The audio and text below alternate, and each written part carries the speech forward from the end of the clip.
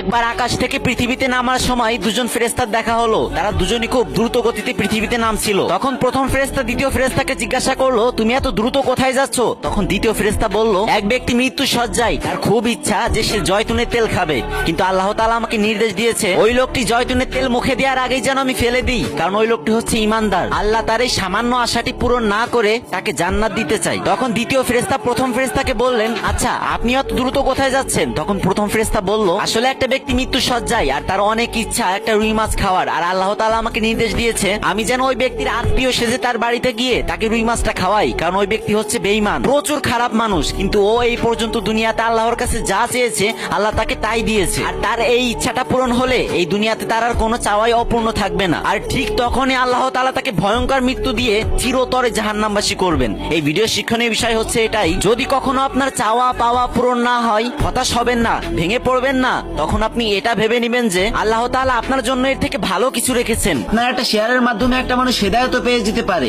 অনেক তো গান বাজনার ভিডিও শেয়ার করলেন ভাই, এবার না হয় একটা ইসলামিক ভিডিও শেয়ার করেন। আল্লাহ আমাদের